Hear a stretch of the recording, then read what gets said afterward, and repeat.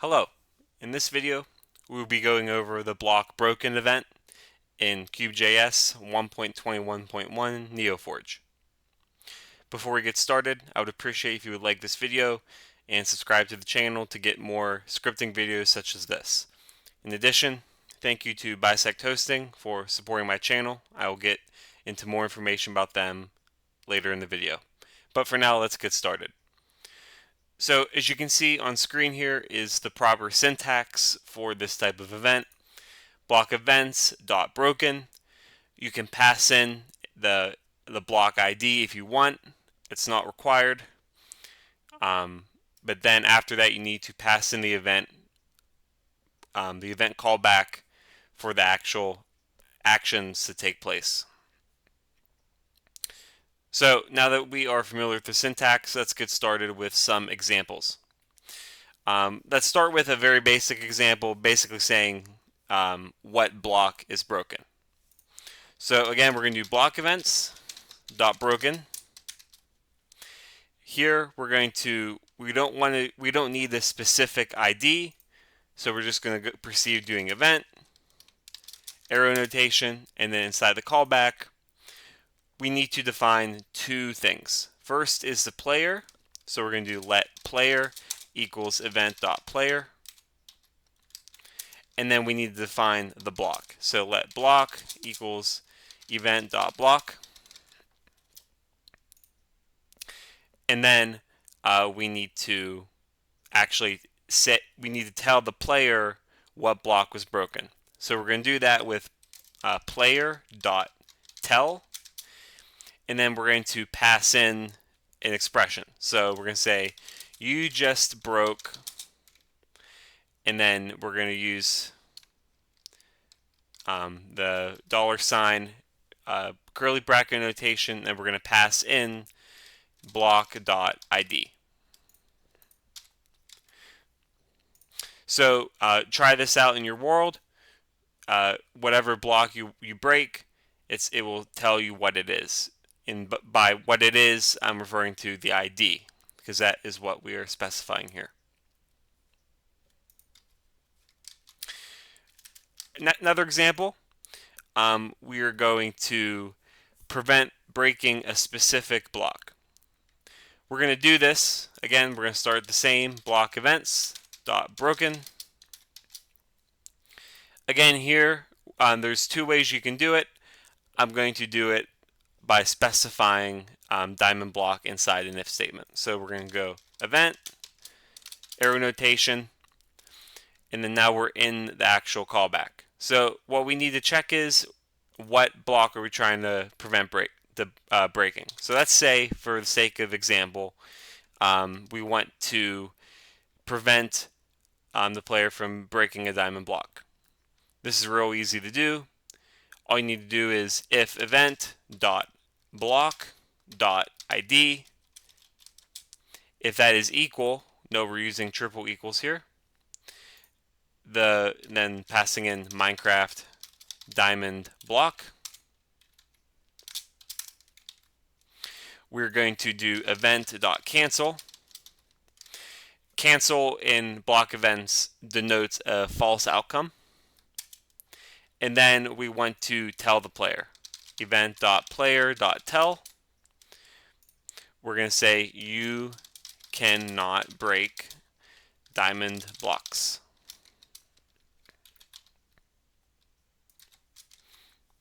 So this is a second example of BlockEvents.broken. Before we get on to our final, more complicated example, though, I would like to give a shout out to my server hosting partner, BisectHosting. They offer Minecraft server hosting along with over 80 plus top online games. They offer server hosting for over 2,000 Minecraft modpacks automatically. You can pre-install that. So basically any relevant modpack is probably there. They offer 24/7, 365 customer support, which can help troubleshoot your server and mods. You have full file access. You have 20 secure locations across the globe, and they offer advanced DDoS protection. Please check out my link in the description, my affiliate link that will bring you to this website that I got the screenshot from. There's plenty of great information there that can help inform a possible purchase. Again, thank you to BisectHosting for all the support they've given my channel over the time. Now, let's get back into the video with our final example. So here we want to drop custom items when a block is broken. You can do that in many ways, but for the sake of this, I'm going to just use BlockEvents.broken. So we're going to start with same old, BlockEvents.broken.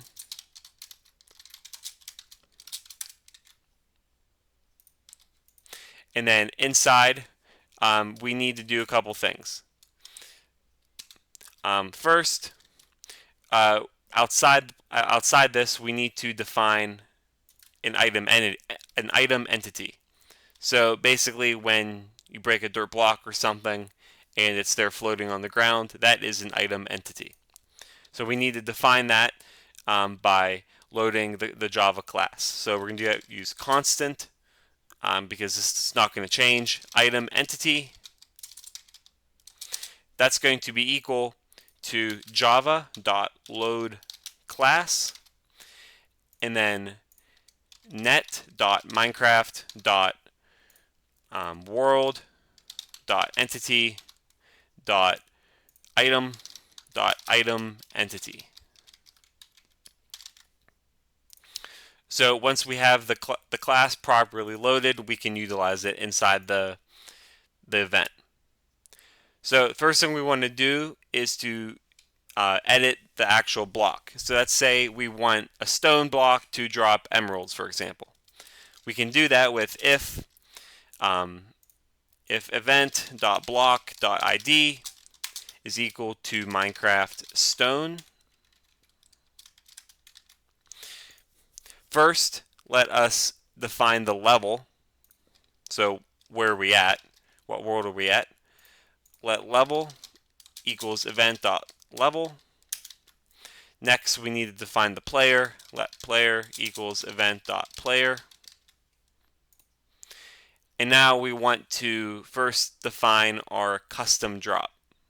So as I said, we're going to use emeralds for this example. So we're going to do let custom drop be equal to item.of.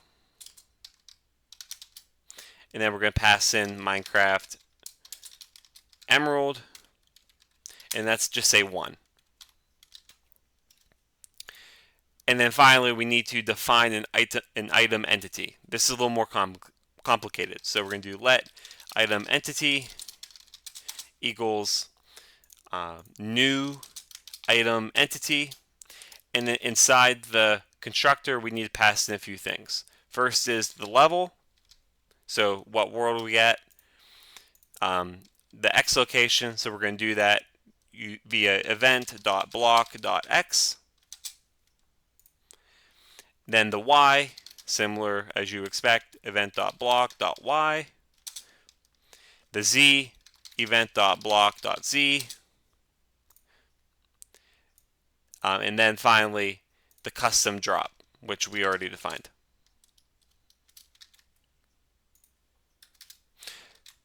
So at this point, we have all of our variables named. Now all we need to do is do level.addFreshEntity, and then we're going to pass in the item entity.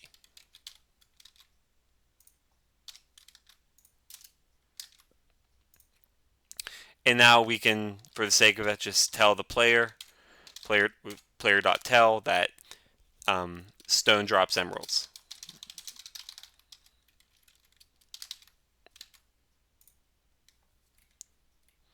So we have 3 great examples here. Some tips. This certain event is great for custom progression. You can combine it with tags to handle multiple blocks at once. It works well with custom items. As an example, giving special drops when using a custom pickaxe, as an example. So as a recap, BlockEvents.broken lets you intercept block breaking, cancel it, reward players, or change drops. If you found this video informative, please give it a like. Feel free to subscribe to the channel. It's free. It'll help me out, and it'll show that there's a demand for more videos like this. Please reach out in the comments if you have any questions. Otherwise, thank you for watching, and have a great day.